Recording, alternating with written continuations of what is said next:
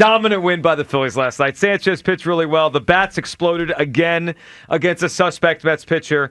And how about this? So, the Phillies here this year have had an interesting season to where they've had a lot of down moments that have caught our attention, right? Like they got swept out of Citi Field in April. That stunk. But you know what they did? They bounced back after that and won 11 out of 13. Yes. Then they got swept out of Pittsburgh in June, and Bryce Harper was put on the injured list, and it was like, rock bottom. Well, they bounced back from that and won 10 out of 13. Zach Wheeler goes on the injured list. The other pitchers step up here. Trey Turner goes on the injured list. They then come back and beat the Mets 3 in a row. Here's what I'm feeling as we are about, 2.5 weeks until the start of the postseason. Mm-hmm. 3 weeks, we would think, until the Phillies will play around their first postseason game, the first full weekend of October.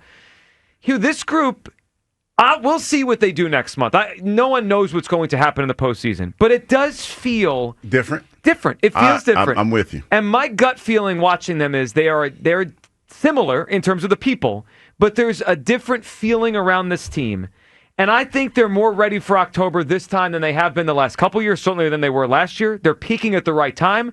I love the way they're playing, and deep down, I feel like October is going to be different this time. I mean, I know we've probably all said that at some point the last couple years. I feel it. I feel like this team has more resilience. They've got a chip on their shoulder, and their outfield, which was a weak part of the team for years, is suddenly playing really well. Like in the last month. The platoon. The Hopper's platoons have been awesome. Topper's platoons, that sounds like that needs to be on a shirt. I agree. I want a Topper's platoon shirt. Platoons. Bader's been awesome. Kepler, half of us wanted him gone in the beginning of August. Well, he's worked in this platoon. Marsh has hit for a while now. Stott's been better. This is as good as I felt about the Phillies at this point in the season in a very long time. Hugh, how you feeling? Deep down, do you feel like this October is going to be different? When you ask me that question, see, and I know you're gonna get mad, but I need specifics. Okay, it feels different. So when you ask me that question, Joe, for the sake of clarity, what do you mean? What are you asking me? Actually, are you asking me? Do I feel like this team is a World Series winner, contender? Well, I think we'd all agree they're a contender. Yes. Right? Okay, they're going to be a top 2 seed in the National League. So are you asking me, do I think that they can win it all? Like, if you're asking me right now, as special as it feels, do I think that they have the wherewithal to win the World Series and we go back-to-back as far as championships in this city? 2 parades in 1 year? Going back-to-back. Now we're talking. Can I be honest with you? No. But I'm going to be honest anyway. Yeah. Last night, watching that game and then getting up this morning and looking at the highlights, my first thought was, man, how cool would it be to have 2 champions in the city at the same time? Yeah, it would be awesome. I said, how cool would that be? But now here we go. I was like, okay, this feels different, but at the same time, it feels eerily similar. Like I'm approaching this with cautious optimism, if you will. Because it's like, for me, it's like the 3 NFC championship games that we went to and then finally get over the hump. Mm-hmm. Everything has to click. And I'm pretty sure they're thinking about it. You just have to stay locked in. It feels different. I'm not going to lie. But if you're asking me to push all the way in and say, do I think that this team is special enough to get it done? I don't know. Look, as much as I want to be mad at you, I bet there's a lot of people out there that feel the same trepidation. Yeah, trepidation. Or not fully buy. And I get that. I mean, the Phillies the last 2 years have given us a lot of reasons to feel not different as October turns out the same. I do think there's a couple things that are clearly different, though. Their outfield is better now than it has been in years. I mean, they're going to go, and I know some of these names are like, it doesn't wow you. It's better. Like Brandon Marsh, since his hitless April, has been one of the better outfielders in the National League. Max Kepler and Castellanos as a platoon can work. Bader is a huge, huge boost. I mean, the guy's been he's played like an all-star since he got here. We a lot of us thought just a guy. Maybe he is in his career just a guy. He's been an all-star caliber Philly so far. And then we have Duran in the back end. We got a closer that we haven't had in the postseason really the whole time they've been on this run. 215-592-9494. Look, I recognize the Phillies are not perfect. There's no Wheeler's not coming back, so we don't have that super strength at the top of the rotation. I'm just getting a feeling of resiliency. I'm getting a feeling the bullpen's better than it has been in other Octobers. Hopper's got his finger on the pulse. NL Manager of the Year kind of season. This feels different to me. Like last year, I think we were lying to ourselves because they were trending down from June on, and we were all like, don't worry about it. They'll flip a switch. This year, every time they've had a bad week, they bounce right back, right? Pirates, bad week, bad sweep, they bounce right back. Mets in April, bounce right back. Mets in August, bounce right back. They've got a resiliency to them, Hugh, that I didn't see much of last year. It's different, but the reality is this. Even in that down year, that you were talking about last year, the series against the Mets. Yep. Like, it's been the usual suspects every postseason, and that's the bats. And last night, I know it sounds kind of crazy because what they dropped 11 last night, late, yeah. Ooh. And it looks like they're trending in the right direction, and that's what you want. See, now you're talking yourself into it. Come on now. I am, but man, I hate to do this. Don't do it then. I have to. I got to see what happens in the postseason. Oh, and this is why we all know you lied about the Phillies pledge. I didn't. Joe. We're almost in October, and you're still dropping wake me up in October stuff. No, I'm not. But what I'm saying is, as good as it looks, we know what it looked like in the postseason. That's all. And I'm a little apprehensive. I'm not going to lie. I'm a little apprehensive. I know you are. See, this is the problem. What? Because you're stuck in the past. The 2025 Phillies, every time we've asked them to answer the bell, they've answered the bell. I mean, they have. Every time they've looked like it was about to teeter, like it was going to be like 2024 or whatever part of the run you want to pick out. They've answered the bell. There's a resiliency. There's a better outfield. There's a better bullpen. Topper's got the pulse of this thing. They're going to be a top 2 seed, so they don't got to go all the way with all the rounds. I'm feeling good. Can I give you an analogy that's going to be fitting? You remember, okay, say you have a significant other. Here we go. And, every time y'all go out and he gets a couple drinks in them, and their song come on, the Juvenile song, Back That Thing Up. And they back that thing up like they get a little wild when they get to dancing. Okay. So you go home and you say, hey, listen. We can't have you backing that thing up every time the Juvenile song come on. So y'all go out to the club, right?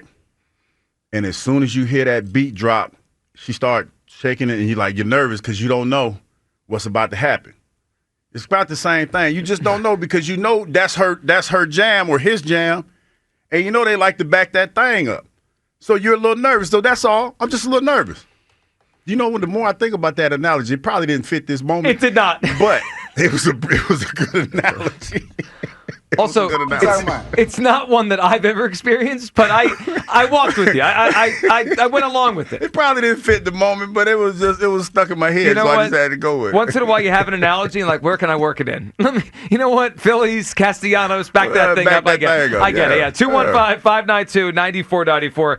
Does this Phillies team feel different? Does it feel like, deep down, does it feel like this October is going to be different? And I know you tried to ask me specifically, does it mean they're going to win the World Series? I can't guarantee that today. And I can't pretend. But that's what we're talking about. I know, but I think there's a difference between, like, if they get to the World Series and lose in 7, I think there's we could be proud of that, right? If they go, last year, they went out like chumps. Mm-hmm. And they went out in 4 games to the Mets.